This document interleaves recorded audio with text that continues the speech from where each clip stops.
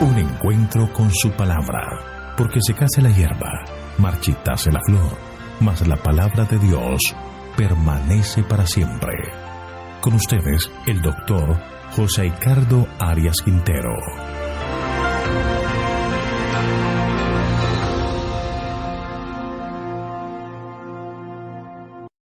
Vamos a estudiar Jeremías capítulo 30. Dios promete que los cautivos volverán. Te invito a orar. Padre nuestro que estás en el cielo, alabado, glorificado y exaltado sea tu santo nombre. Gracias, Señor, te damos por la salvación que nos ofreces. Gracias por el perdón de los pecados. Y gracias por concedernos este día más de vida. Por eso, Señor, hoy solicitamos que al abrir la Escritura, tú seas nuestro maestro, nuestro guía, nuestro instructor, que la verdad de tu palabra quede grabada en nuestros corazones. Gracias por tus bondades, pues lo pedimos en el nombre de Jesús. Amén. El capítulo 30 de Jeremías junto con el capítulo 31 constituyen una unidad literaria y lógica. Desde el punto de vista poético son la obra cumbre de Jeremías. La idea central es el retorno de Israel del exilio para construir una nueva teocracia ideal contrapuesta a la situación de miseria actual. Es una promesa de restauración de Judá, el reino del sur, pero también de Israel, el reino del norte. Dios hace la promesa de volver a atraer a su pueblo de regreso y establecer la nación de Israel. Ellen White comenta sobre estos dos capítulos lo siguiente. Inmediatamente después de este intercambio de cartas entre Jeremías y los ancianos de los israelitas cautivos, el profeta recibió la instrucción de escribir en un libro todo lo que había sido revelado acerca de la restauración de Israel. Esto está registrado en los capítulos 30 y 31 de Jeremías. Esto se encuentra en el Comentario Bíblico Adventista, página 1179. La primera sección de este capítulo son los versículos 1 al 11, que es el juicio sobre las naciones opresoras. La promesa del Señor va a expresarse por medio del profeta. Vamos a leer los versículos 1 al 3.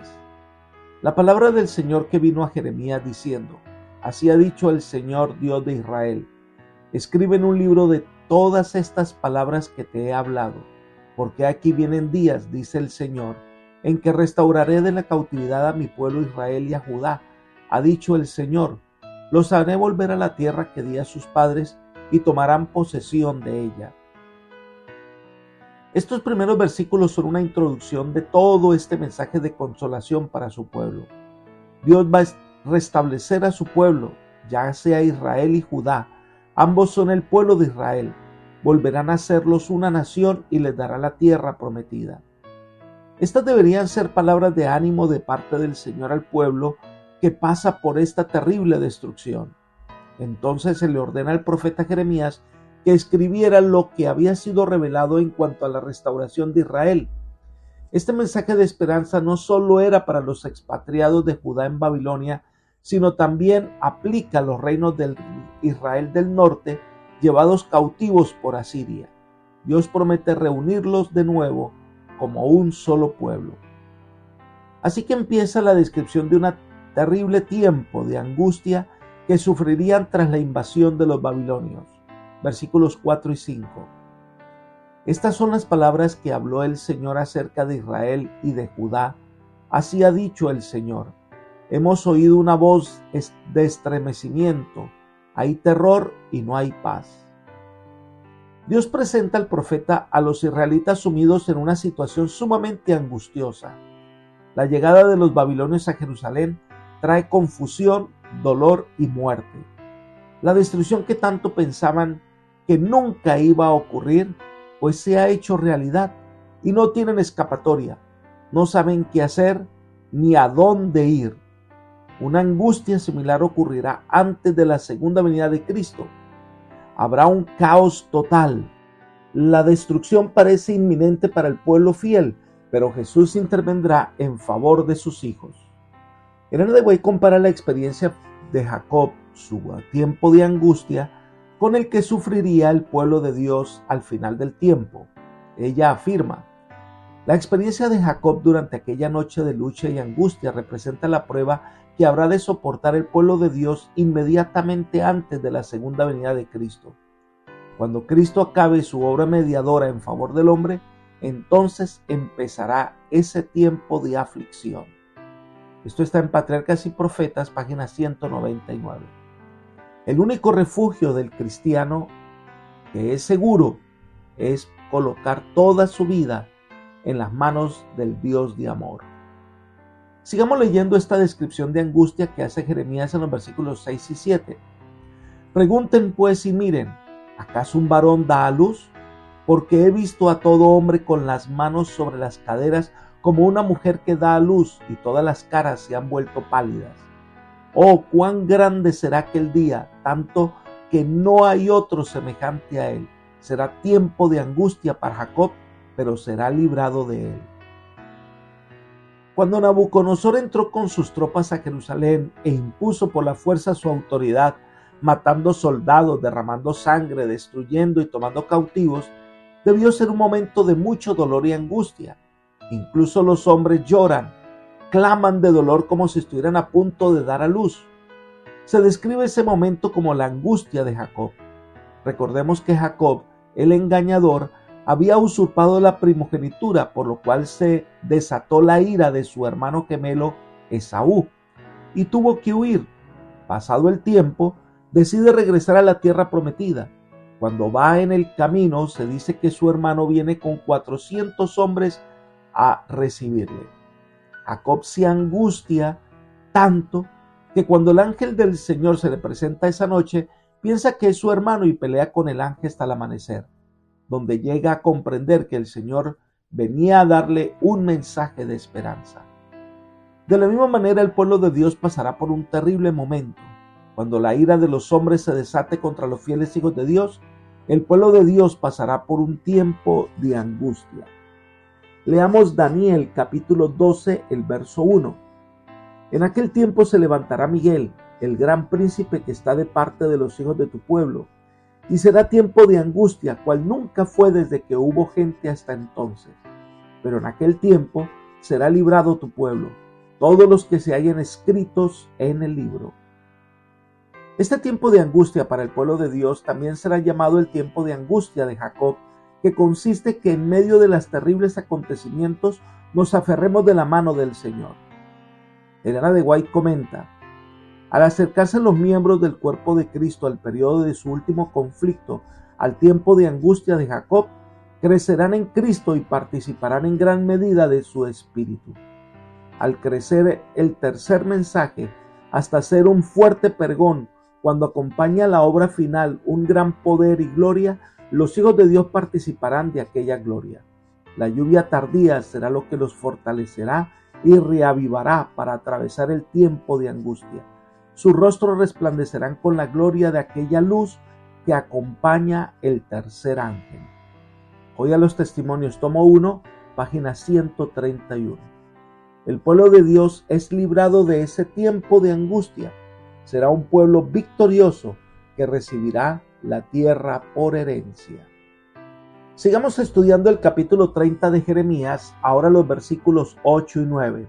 Dice: sucederá en aquel día, dice el Señor de los ejércitos, que yo quebraré el yugo de sobre su cuello y romperé sus coyundas.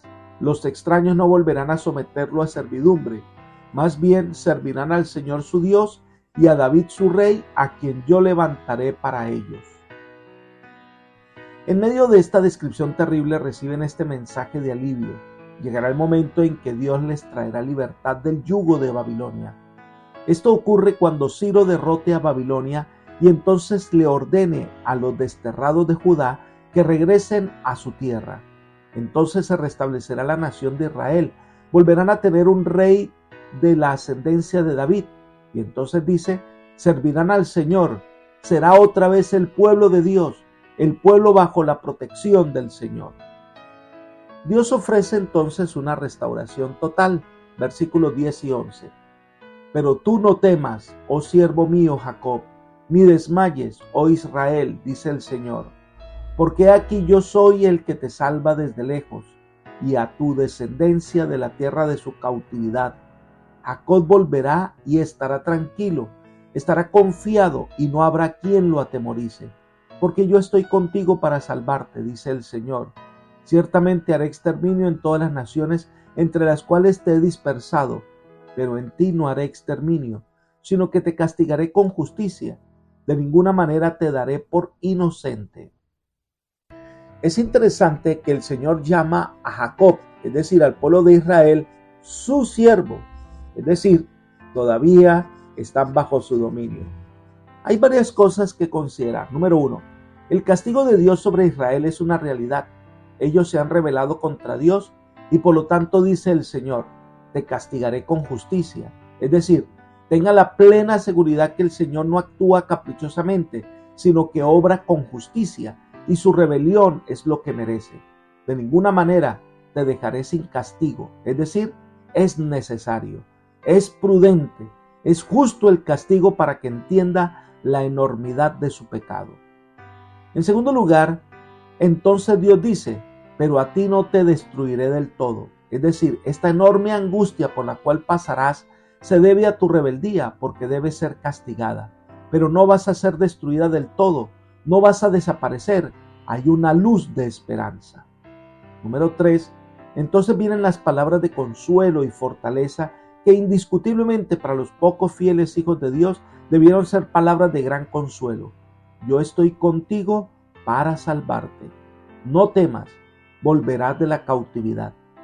Estas son tremendas palabras de vida que le está dando a un pueblo que va a ser destruido, esclavizado, pero de esta terrible prueba debe surgir un pueblo renovado, un pueblo fiel, un pueblo que adora al Señor. En cuarto lugar, todas estas promesas que Dios le da a Israel son condicionadas a la fidelidad del pueblo. Elena de White nos ayuda a entender este aspecto. Ella dice, humillados ante las naciones, los que una vez habían sido reconocidos como más favorecidos del cielo que todos los demás pueblos de la tierra, iban a aprender en el destierro la lección de obediencia tan necesaria para su felicidad futura. Mientras no aprendiesen dicha lección, Dios no podía hacer por ellos todo lo que deseaba hacer. Libro Profetas y Reyes, página 349. El pueblo debía ser fiel a Dios para que estas promesas de restauración se cumplieran en su totalidad. Pero si no aprendían la lección, el Señor tampoco podrá cumplir sus promesas. En los versículos 12 al 17, el Señor señala la condición de Jerusalén, por lo cual recibe su castigo. Miremos los versículos 12 y 13. Porque así ha dicho el Señor, tu quebranto es incurable y tu herida es grave. No hay quien juzgue tu causa, no tienes remedio eficaz para tu úlcera. La razón por la cual Dios no se atrevía a dejar a Judá sin castigo era que para entonces el pueblo estaba demasiado sumido en el pecado. Aquí hay cosas que debemos considerar. El primero es que Sión es presentada como una dama llena de heridas, abandonada de sus antiguos amantes y a la que nadie quiere curar. Esta es la situación terrible de Jerusalén, una ciudad dañada por el pecado que no tiene remedio. No existe en la tierra algo que la pueda curar. Su curación vendrá de lo alto. Esta es una manera de decirle que busque la salvación en el Señor.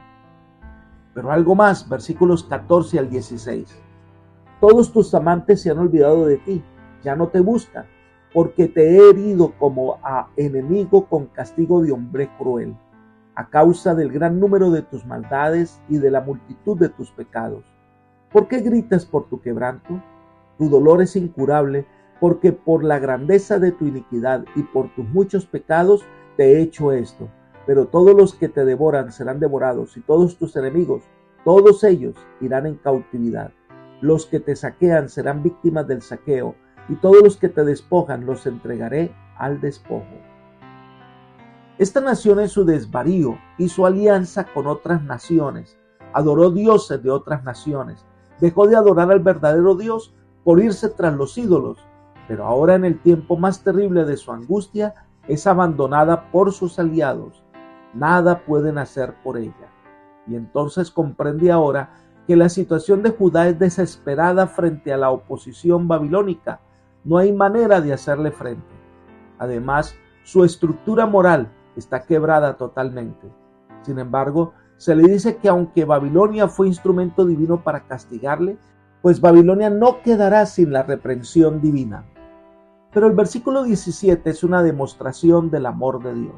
Dice: porque yo te traeré sanidad y curaré tus heridas, dice el Señor, pues te han llamado desechada, diciendo: esta es Sión, a quien nadie busca. A pesar de la situación terrible que vive la nación de Judá, a pesar que ha sido desechada por las otras naciones y es objeto de burla, Dios no olvidará a su nación escogida. Con amor sanaría sus heridas. El único remedio eficaz contra el mal, el único remedio contra el pecado, la única solución es Cristo Jesús. Y esto es lo que sucede hoy. El único remedio es Cristo para los problemas de los hombres, para la angustia, para el pecado. No hay otro remedio, no hay otro Salvador, no hay otro camino. Solo Cristo es el Señor.